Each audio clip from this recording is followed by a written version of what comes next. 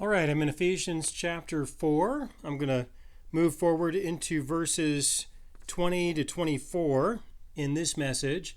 To get into it, it's important for me to go back up to verse 17 because verses 20 to 24 are kind of a follow-up to what he said in verse 17. So let me try to review that a little bit.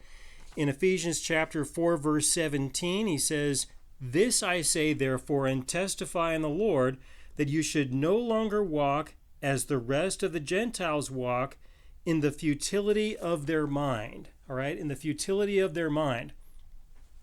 That this is how people walk, whether they're a Jew or a Gentile. If they do not know the Lord, if they're alienated from the life of God, then they're definitely going to walk in the futility of their mind. All right. Now, what does this mean to be in a person's mind? I mean, what is going to define the mind? All right. I'm going to say that probably the most important part of what defines the mind is what people believe. Okay, what people know. It is what they believe, it is what they know that will define what they do, how they make their decisions, what will be reflected in their being. Okay, we are composed of a body, soul, and spirit. Our body is the physical, visible, audible attributes. Okay, our body are those attributes that are expressed in the flesh.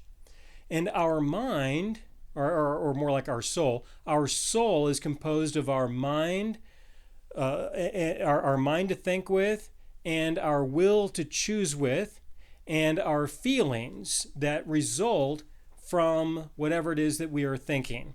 Okay, it is our soul is composed of our mind, emotions, and will. Okay, where we have our mind, which is what we know or what we believe, and our feelings are responders to whatever it is that we are thinking. All right. I mean, if you want to think of something that's really scary, for example, you're going to start feeling scared. Okay. If you think of something really happy, really joyful, funny, then you're going to feel, all right, you're going to feel emotions that are responses to what it is that you are thinking. And then our will is our ability to decide what we are going to do. Okay, the soul governs the body in the sense that whatever is going on in our soul is going to be reflected in our body, most likely in some way. All right, it's when we make the decision through our will that we express that through our physical actions. But we also have a spirit, and our spirit is that part of us that allows us a connection with the God who created us. And that is the place where he resides, his spirit within our spirit. And the spirit can be defined as what we desire. Okay, it can be defined as what we desire in a spiritual sense of things like love and acceptance and meaning and purpose, that we have a need for these things. I think that those are better classified within our spirit. And of course, when we are born into this world, we do not have the life of God within us. And so we have a spirit that is empty. Okay, we have a need for these things that are not present and will only be fulfilled when the Spirit of God is within us to meet those specific needs. But the needs that we have for love and acceptance will govern our soul, governs what we think about and what we don't think about, and governs our emotions, and governs our will, that we will decide to engage in things with the hope that we will have fulfillment in the deepest part of our spirit for love and acceptance. That's a simple way of defining, who we are.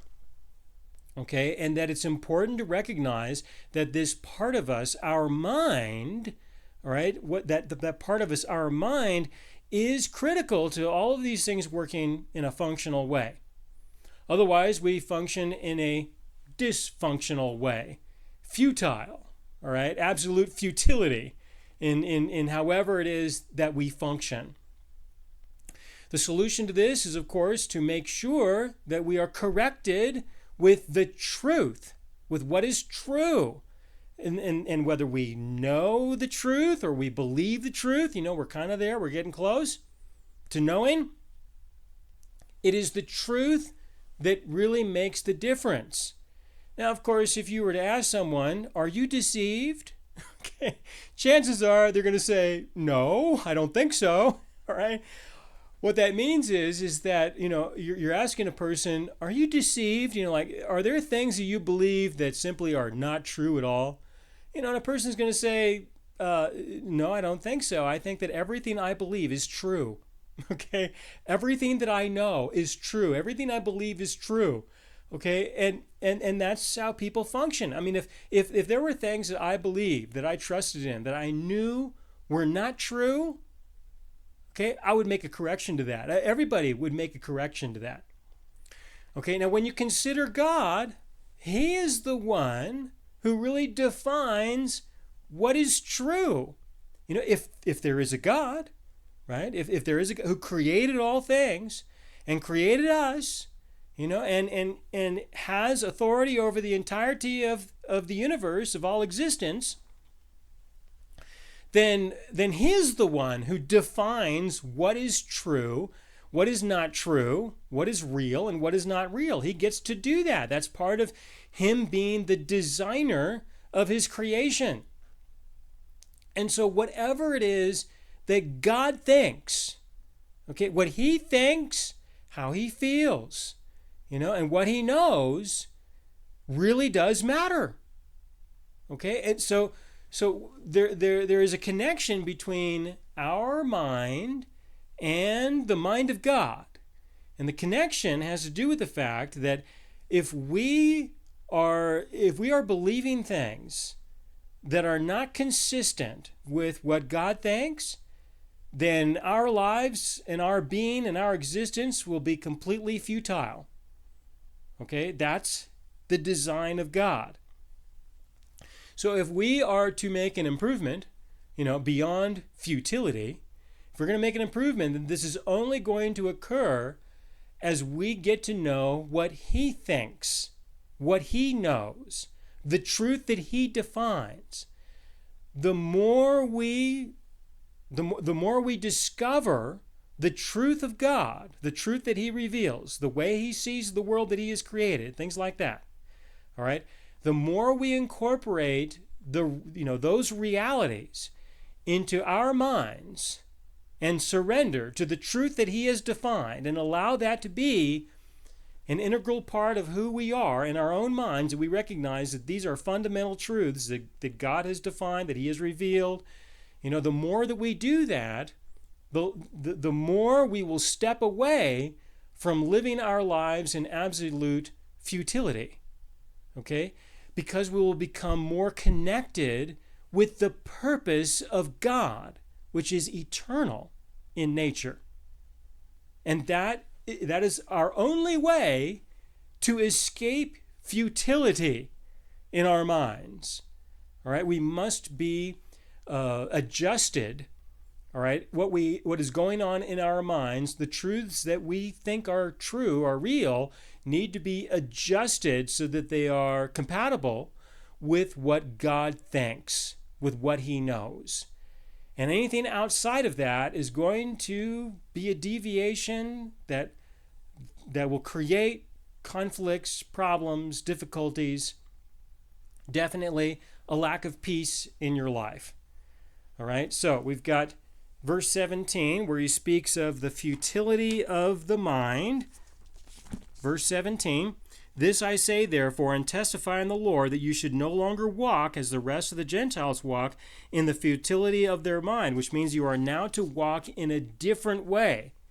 First, you have to have your mind renewed, and then you can walk according to the renewal of your mind. And so a fundamental part of being a Christian, of being a child of God, is the discovery of what is true as God has revealed, and our applying the truth that he has revealed to us in our daily lives, which is unique for everyone. Everyone's got their own life, right? So how that is applied in your life will be unique for you, as it is for others. And collectively, as the body of Christ, we become more and more functional as we discover the truth. Okay, so that's verse 17. Let's move forward into verse 20. In verse 20, he says, "But you have not so learned Christ." All right, you have not so learned Christ, as I was explaining in the previous message, that there were other things that people were hanging on to, that their understanding was darkened, because it was wrong. Okay, verse 21, "If indeed you have heard him and have been taught by him, as the truth is in Jesus." I'm going to go forward a little bit more. Verse 22, "That you put off concerning your former conduct the old man which grows corrupt according to the deceitful lusts, and be renewed in the spirit of your mind, and that you put on the new man which was created according to God." All right, so we have two verses that are kind of connected with one another. We have verse 22 and 24 that are related to each other, and verse 21 and 23, which are somewhat a follow-up to verse 17. Okay, so I started with verse 17. I'm going to spend some time in verses 21 and 23, and then I can go back to verses 22 and 24. Okay, now from the perspective of verse 21, he says, "If indeed you have heard him and have been taught by him, as the truth is in Jesus." All right, the truth is in Jesus. Jesus is God manifested in the flesh. He has the truth, and we are to be taught by him. Okay? Now, this can be a little bit confusing when you consider the previous verses where he spoke about there being pastors and teachers. And obviously, you're listening to me right now. I'm teaching, So how do we make a connection between being taught by others and being taught by him? All right. Now, obviously, I am not the one who is going to teach you adequately for you to experience the reality of these things. What I can do is I can testify of the truth. I can make corrections to things that people believe. Okay, I can do that. I can present these things. And on occasion, a person will embrace something because I said it. And that's okay in the sense that it's a good start, but it's not the same as being taught these things by God himself. So he does use the members of the body of Christ to testify of the truth that has been revealed to them, to be shared with other members of the body of Christ. This is something that does happen, okay? But this will only go so far. All right, there is something else that needs to occur, and that is that you are taught by God these things, that these things are revealed to you by your God. And I explained this in a previous message, that there is a significant difference between learning a truth from me and learning a truth from God personally. There's a huge difference between those two things. All right, it's nice that you can learn some things from me. That's nice. I don't want to take that away. Of course, I'm presenting this content with hope that you will learn something, that you will discover something that's true. But there's a big difference between hearing it from me and hearing it from the Spirit of God himself. And I believe that he will do this. I know that he has done this in my own life, and I expect him to do it in the future. All right, if this is something that you have not experienced before, then something that you might consider trying to do is ask him. That's just simple prayer. Ask the Lord, is this true? Something that you are considering, something that you heard me say. and ask him in prayer to reveal to you, is this true? And he might reply. He might respond. He might not. But it's okay to ask anyway, right? Or maybe he'll tell you later. But this is an opportunity for you to engage your God and to seek him personally and be attentive to him. And for myself, he speaks to me in a unique way in the core of my spirit. He doesn't speak to me in my ears. He speaks to me in my spirit. And for him to say, yes, that's how I see things, is meaningful to me. For him to say, yes, that's exactly what I think. That's what I know. That is what I have defined. And for him to show me things in the world that I'm a part of from his point of view is a big deal. And I will ask him sometimes, Lord, what do you see in this situation? What do you see in this person?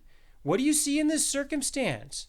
Let me see these things through your eyes. Let me hear these things through your ears.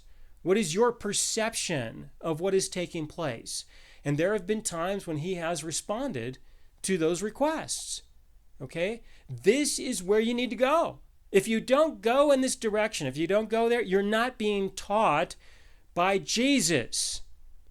Okay? And if you're not being taught by Jesus, there will be significant limitations concerning how well your mind is going to be renewed, if at all. Right? Your mind must be renewed, and it will only be renewed by the truth, by the revelation of the truth. That is the way, all right, that we are renewed in our minds, and that is the way that we become someone different than who we once were.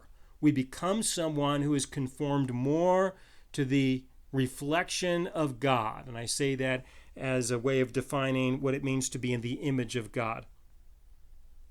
All right, verse 21 again, if indeed you have heard him and have been taught by him. Now this is just inasmuch as. It doesn't mean conditional if. Like on condition, if this condition has been met, then you have heard from him. Now it means inasmuch as. How much as? How much has there been revealed? Every one is different, in that regard. And, if the Lord wants to reveal something more to you than he reveals to somebody else, I'm sure he will find a way to do that. And whatever he reveals to you or someone else is going to be the right amount for that person at that time in their lives. And we can have great confidence that our God will be a good judge concerning what it is that a person is going to know. There were times in my life when I was young in the faith that I knew very little. But what I did know? I knew what God wanted me to know in order to move forward in the direction that he was taking me. And today, I don't know all that I'm going to know 10 or 20 years from now, if I'm still alive. I will know more then, but what I know now is what he wants me to know. I'm confident in that. If there's something else that he would want me to know, I'm sure that he would find a way to reveal those things to me. All right, in verse 21, if indeed you have heard him and have been taught by him as the truth is in Jesus, let me move forward to verse 23, where it says, and be renewed in the spirit of your mind. Be renewed there. That is where there is a renewal. Okay, what's going on in a person's mind is what defines who they are. Okay, and whether they're going to be renewed or not. It all happens within a person's mind, and it is based on what people know, what people believe, whether it is true or it is not true. All right, that is the fundamental reality of life. So the truth has great significance, obviously, has great significance, and why it is so important for us to remember that God is the one who defines what is true, and he is the one who will confirm a revelation within ourselves of what is true in comparison with what we knew and understood before. All right, so from our point of view, from the point of view of me presenting things in a pastoral or teaching kind of setting, okay, what I can present often can be close to what would be called an academic exercise. Okay, it can be close to that. Now, I know what it is to go through an academic exercise. Okay, I know what that is. I used to teach at a university. I did that for almost 10 years.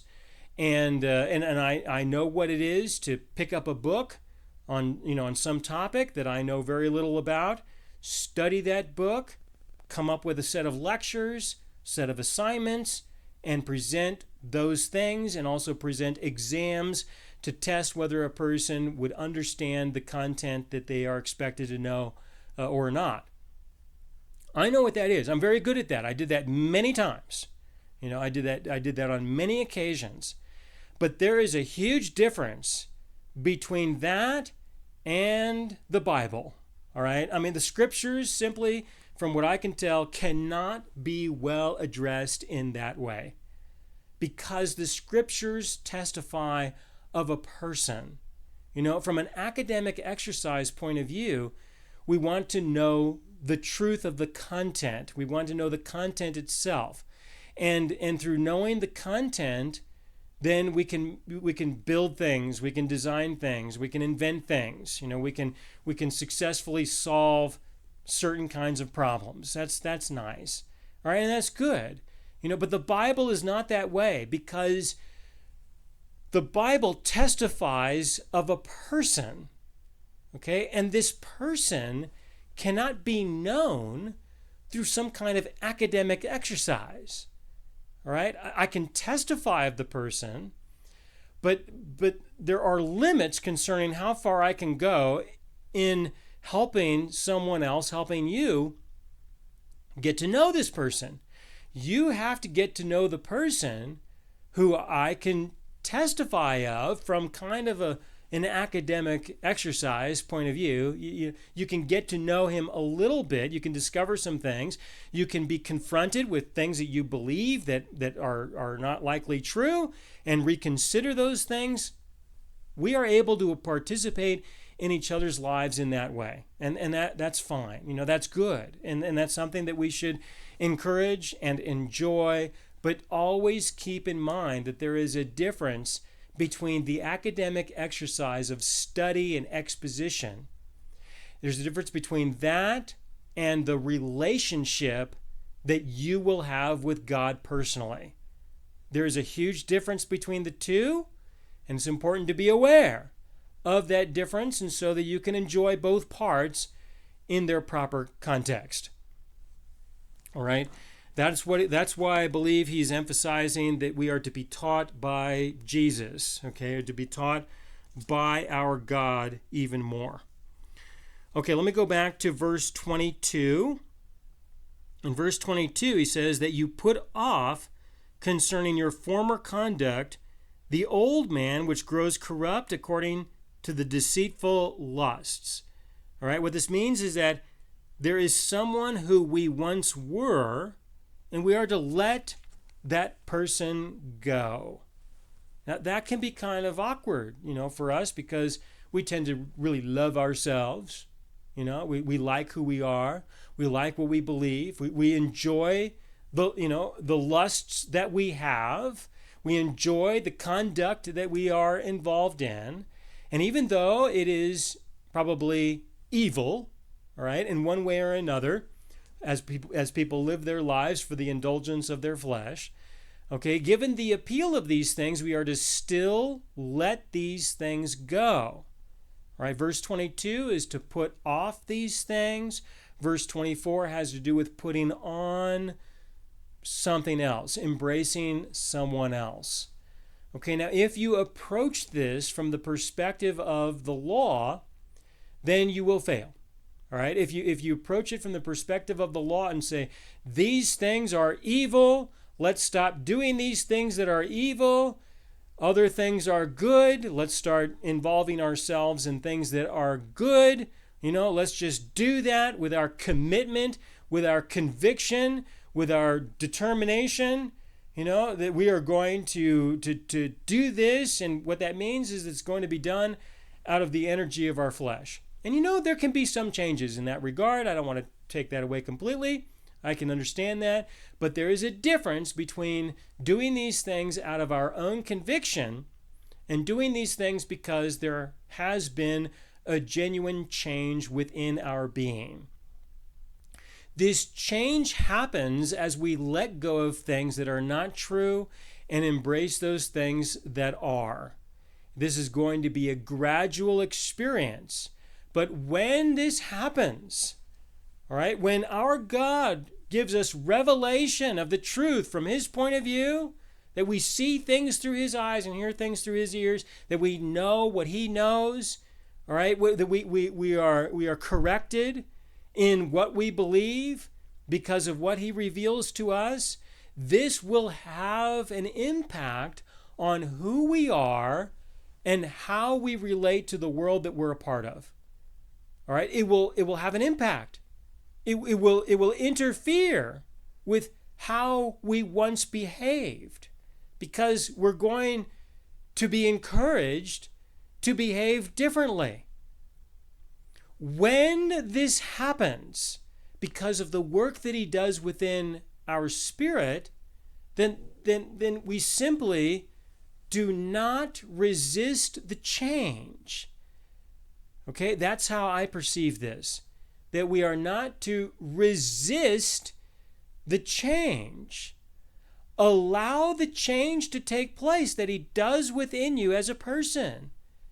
Before you live for the lust of your flesh, and a little bit at a time, those temptations are going to subside because he addresses the real issues in the core of your spirit.